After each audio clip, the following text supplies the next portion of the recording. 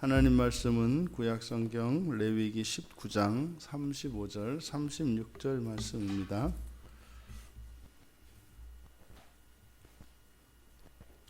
우리 같이 한 목소리로 함께 읽겠습니다.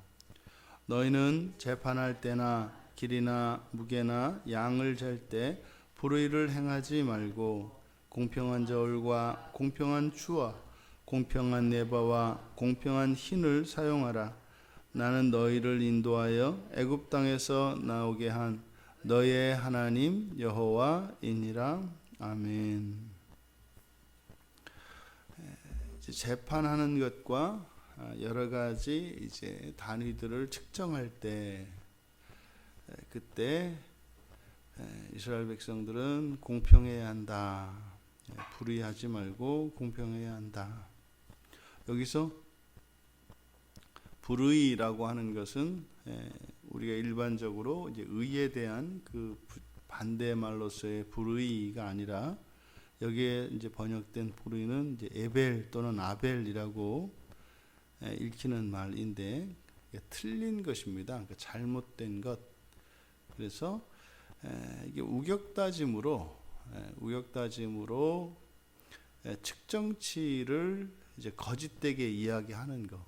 그래서 뭐 재판에 기준이 되는 것은 법전이지 않습니까? 그러니까 이런 법이나 또 길이, 무게, 양 이런 것들은 이제 그것을 측정하는 단위 도구들이 있어서 그 도구들은 누가 그것을 가지고 재더라도 똑같은 측정값이 나오게 되어 있습니다.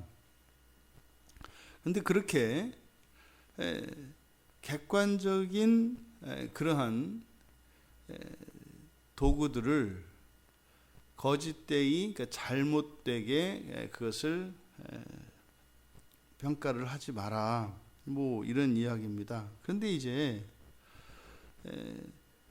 일상적으로 우리가 반드시 객관적이고 옳아야 되는 그러한 일들을 이제 세상사에서는 속이는 일들이 일어나죠.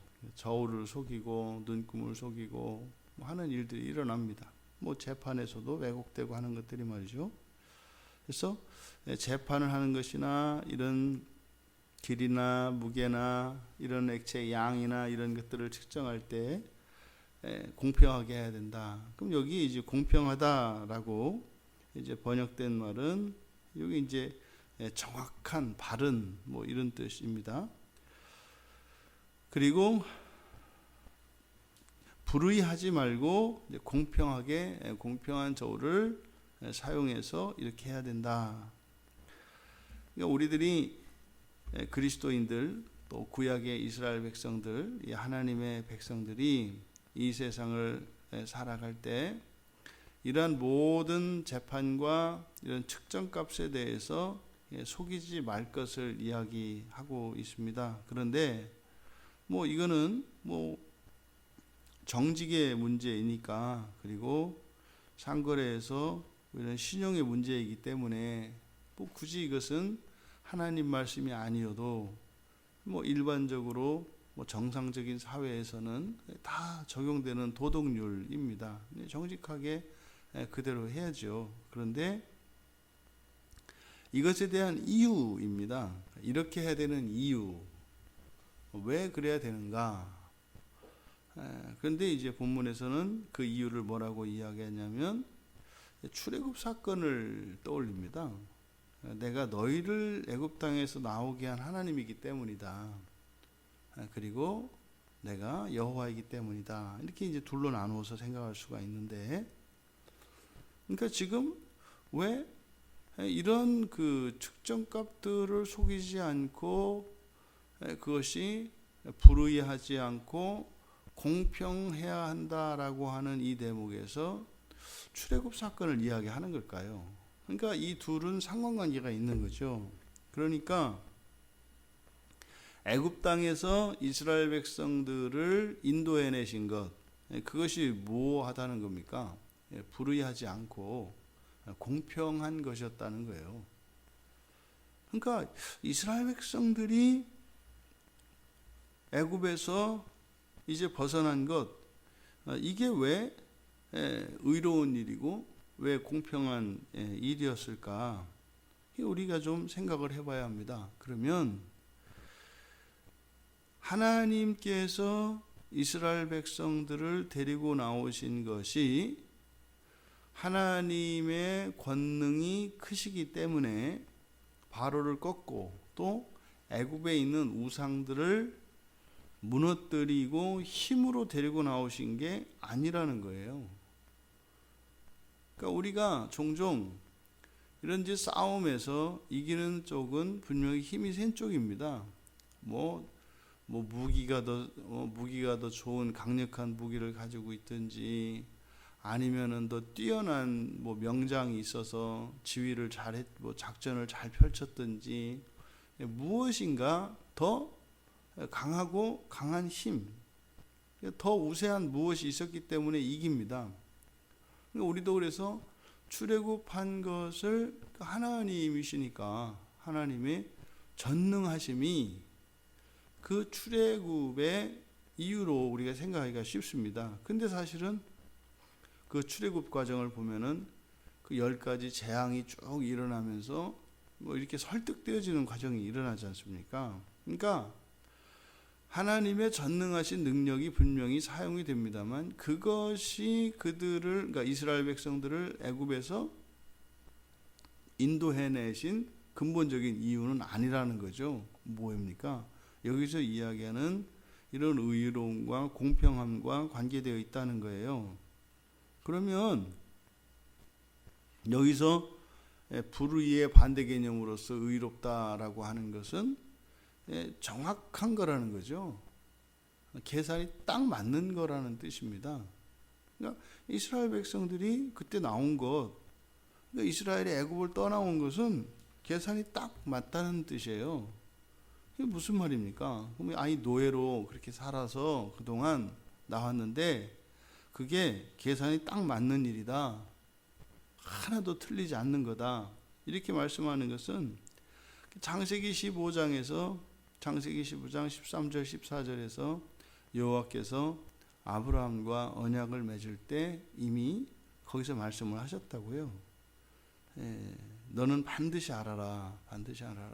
내 자손이 이방에서 객이 되어 그들을 섬길 것이고 그들이 400년 동안 네 자손을 괴롭힐 것이다. 그리고 그들이 섬기는 나라를 내가 징벌할 것이며 그 후에 네 자손이 큰 재물을 이끌고 나올 것이라고 말씀을 하셨어요. 그러니까 출애굽 사건에 대해서 하나님께서 뭐라고 얘기하시는 겁니까? 그 기간이 다 찼다는 겁니다. 그 기간이 다 찼기 때문에 그 이유가 다 충족되었기 때문에 이스라엘 백성들은 뭐예요? 나올 때 나왔다고 얘기를 하는 거예요. 이게 이제 하나님의 예정이죠.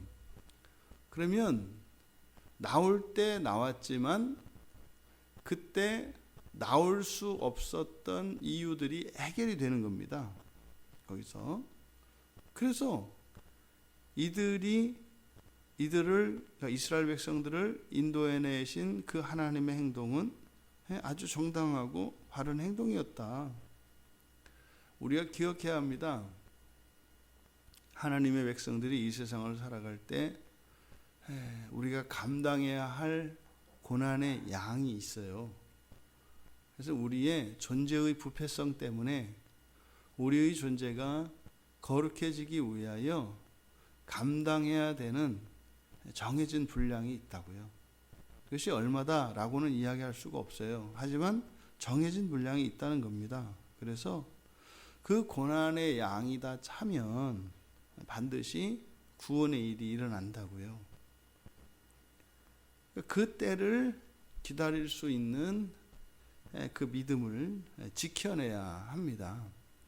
그래서 버티는 일이 반드시 필요하다고요. 신앙생활에서는. 그리고 이것이 공평하다라고 하는 것은 이 전리품과 관계되어지는 것으로 보여요. 이들이 나올 때 큰 재물을 가지고 나옵니다. 마치 이것은 강탈하는 모양새거든요. 아니 노예인 주제에 이제 자유를 얻어서 가는 것만도 감지덕지지 거기다가 무슨 폐물과 이런 금은 이런 보화들을 막 챙겨서 가냐 말이에요. 공평하다는 거예요. 그래서 공평하다는 게 뭡니까? 예, 계산이 바르다 이 말이에요. 400년 동안 노예로 생활했던 그 값이다 이런 뜻입니다. 그러니까 지금 이 출애굽 사건을 지금 이 여기에서 여호와께서 모세에게 하신 말씀, 이것이 사실 그렇게 모세에게 와닿았을지는 모르겠습니다. 근데 이 말씀은 오히려 후대를 살아가는 우리들에게 더 와닿는 말씀입니다. 우리가 여호와 하나님의 백성이라면 여호와께서는 어떤 방식으로 구원하시는가를 여기에서 우리가 그걸 확인을 하고 그 구원의 길에서 벗어나면 안 됩니다. 그러니까 바로 의롭고 공평한 방식으로 하나님이 구원을 하시는 거예요. 근데 의롭고 공평한 방식으로 하시는데 그냥 단지 의로움과 공평함만을 추구하시는 것이 아니라 바로 그 구원의 일이 일어날 때 우리들의 이런 본성의 변화, 우리의 삶의 변화, 이런 것들이 일어난다는 겁니다. 그러니까 이것이 함께 고려되어야 합니다. 만약에 이스라엘 백성들이 막 고통 가운데서 울부짖고 하나님께 기도했습니다만 그게 그 기한이 차기 전에는요, 그 전에도 울었다고요. 근데 기다리셨지 않습니까? 그러면 이 이스라엘 백성들에게 있어서 400년이라고 하는 이 시간, 그것은 사실상 뭡니까? 이거는 정해진 고정된 시간이 아닙니다. 어떤 사람은 40년이 될 수도 있고 4년이 될 수도 있어요. 아니 그 예수님 십자가에서 죽으실 때 그 강도 우편에서 죽었던 강도 보세요. 그 마지막에 거기서 그냥 회개하고 바로 낙원으로 직행하잖아요. 그러니까 오죽하면 우리 그 청년이 그 강도를 부러워했다고 하겠어요. 평생 저 하고 싶은 대로 마음대로 살다가 마지막 한 번에 딱 회개로 바로 낙원으로 직행하는 저게 최고다. 근데 보장이 없다는 거죠, 그죠? 뒤로 미뤘다가 그렇게 회개라는 게 되는 게 아니기 때문에, 보장이 없기 때문에 그건 절대로 바랄 수 없는 거다. 그 사건에서 보여준 것은 뭐예요? 이 고난의 때가 단지 길이에 있지 않다는 거예요. 그래서 길이는 있습니다. 반드시 고난을 겪어야 돼요. 근데 그것은 양이 문제예요, 양이. 여기 이제 카이로스의 시간과 관계되는 거죠. 그러면 우리에게는 회개의 양이 있어요. 각 개인들에게는. 무한정 무진정 살 때까지 계속 회개하고 살고 이런 개념이 아니라 그 고난의 분량이 있는 것 같이 우리에게는 그 회개의 분량이 있다고요. 그것이 채워지면 하나님의 완전한 구원은 반드시 이루어지게 돼 있다. 그러면요, 또 개별적인 사건들에는 반드시 우리가 겪어야 하는 고난이 있어요. 밥을 하려면 앉혀서 뜸들이고 하는데 걸리는 시간이 있고 말이죠. 고기를 익히려면 또 완전히 익기까지 걸리는 시간이 있는 것처럼 하나님의 구원도 그런 시간이 반드시 필요하다는 것입니다. 근데 그 시간은 고난의 시간입니다. 근데 그거는요, 끝이 있다고요. 반드시 끝이 있다고요. 이게 고난 가운데 있는 사람들에게 무슨 이렇게 큰 위로가 되겠습니까만 굉장히 중요합니다. 왜냐하면 고난 속에서 큰 시험에 빠질 수 있거든요. 큰 침체에 빠질 수 있거든요. 다 집어쳐 그만두겠어. 그럼 집어치고 그만둔다 그래서 그 고난이 줄어드느냐? 안 줄어들거든요. 안 줄어들거든요. 그런데 하나님을 추구하는 일을 자꾸 중단하려고 하는 그런 생각들이 내 안에서 막 일어난다고요. 난 그렇게 해서 도움이 되면 예를 들어서 교회 나오는 것 때문에 힘들어지고 안 나오기만 하면 힘들어지지 않는다면 그게 원인이 아니라는 것을 알죠. 그러면 하나님을 추구하는 그 일을 포기해버리면 사실 소망이 없어지는 거죠. 소망이 없어진다는 얘기는 끝이 불확실해지는 거거든요. 더 어려운 겁니다. 근데 하나님을 추구하는 것은 현재의 고난은 있지만 분명히, 그러니까 끝이 분명한 것이고, 그리고 그 고난을 통해서 나에게 그 유익은 고스란히 온다고 하는 그 약속 안에 있는 겁니다. 그래서요, 버텨야 합니다. 버텨야 합니다. 하나님을 추구하고 의지하는 그 일을 버텨야 합니다. 이게 지금 수천 년 동안 하나님 백성들이 넘어지는 산입니다. 이런 고난이라고 하는 산이 왔을 때 사실은 그 고난은 뭡니까? 내가 넘지 못했던 신앙과 인생의 한계를 넘는 지점이거든요. 기회거든요. 그런데 거기서 다 넘어집니다. 그래서 그 고난산 밑에 가면 그 수천 년 성도들의 시체가 그냥 그게 쫙 쌓여 있습니다. 밟고 넘어가야 합니다. 밟고 넘어가야 합니다. 그 아픔과 힘듦과 고난을 누가 다 이해할 수 있겠어요? 못합니다. 어느 누구도 못합니다. 그것을 먼저 겪으셨던 그리스도 외에는 그 고난에 그 누구도 위로가 될 수 없습니다. 그냥 알지를 못하거든요. 그런데 그리스도는 아세요. 그리스도는 아세요. 그래서 우리가 이 고난 가운데 있을 때 절대 잊지 말아야 할 것. 이 고난은 나만 외롭게 겪는 고난이 아니라는 거예요. 다시 말해서 어느 누구도 겪지 않는 고난을 나만 겪는 것 아니다라는 거예요. 항상 우리가 모든 고난 앞에 그리스도께서 서 있다는 사실을 잊으시면 안 돼요. 그리고 지금 하나님께서 이런 구원의 일을 이루실 때 바로 이 공평과 정의에 대해서 우리가 생각해야 한다는 것이에요.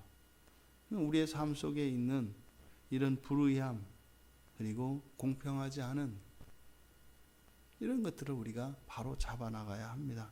그것이 고난이 종식되어지는 때와 이것이 상관관계가 있다는 거예요.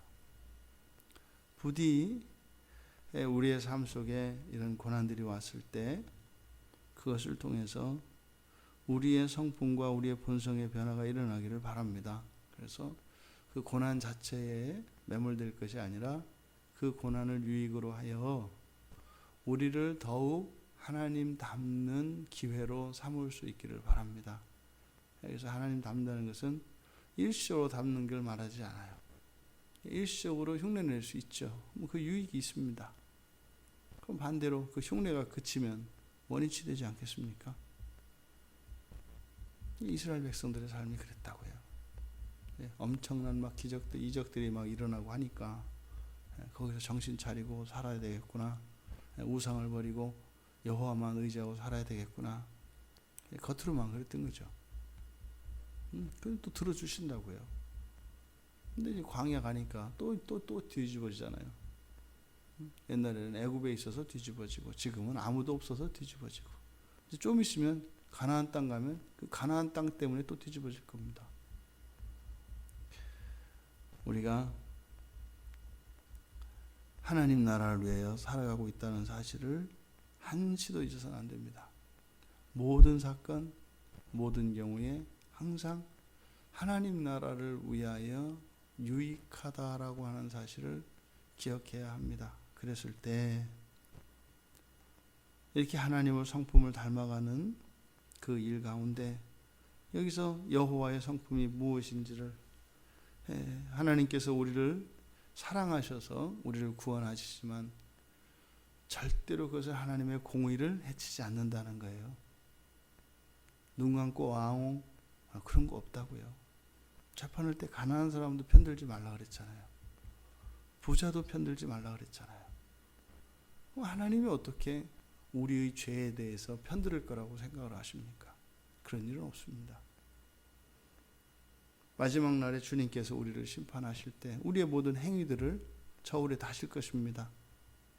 그때 하나님은, 우리 주님은 너 나 믿는 사람이니까 통과 이런 거 없다 이 말이에요. 반드시 해결돼야 합니다. 반드시 해결돼야 합니다. 우리의 본성 안에 남아있는 이런 불의와 공평하지 않은 이런 것들을 은혜라는 이름으로 이것을 덮으려 하지 마십시오. 마지막 날에 반드시 이것은 심판받게 되어 있습니다. 두려워할 일이 아닙니다. 고치지 않으려고 할 때 두려움이 들어오는 거예요. 고치려고 하는 사람에게는 하나님께 의지하는 마음이 생깁니다. 근데 고치지 않겠다라는 사람들에게는 두려움이 들어옵니다. 왜요? 자기가 아니까 심판받을 것을. 그리고 나서 이제 뭐 하나님이 있니 없니, 예? 또 하나님은 원망하고 뭐 이렇게 가는 거죠. 왜요? 고치지 않아도 된다는 생각을 가지고 있기 때문이에요. 예, 요즘 우리 그리스도인들이 가지고 있는 매우 잘못된 생각입니다. 그냥 대충 이대로 묵으면 우리가 포도주가 될 거다. 천만에요. 포도주가 되기 전에 즙 틀에서 짜져야 된다는 거 아시죠? 예, 주어 짜져야 돼요. 이 고난은 피할 수 있는 게 아닙니다. 그러니까 그리스도께서 회개를 통하여 그 고난의 문제를 해결할 수 있도록 말씀을 주신 거예요. 이렇게 하나님의 의로우심과 공평한 성품을 닮아가는 우리 모두가 되시기를 주님의 이름으로 축원합니다. 존귀하신 하나님,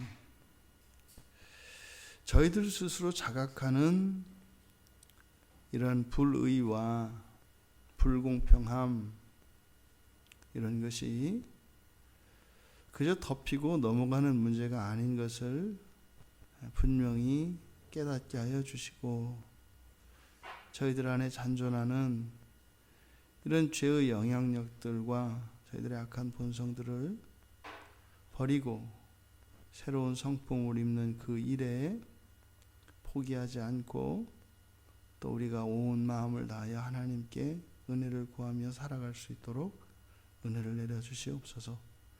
감사하며 예수님의 이름으로 기도하옵나이다. 아멘.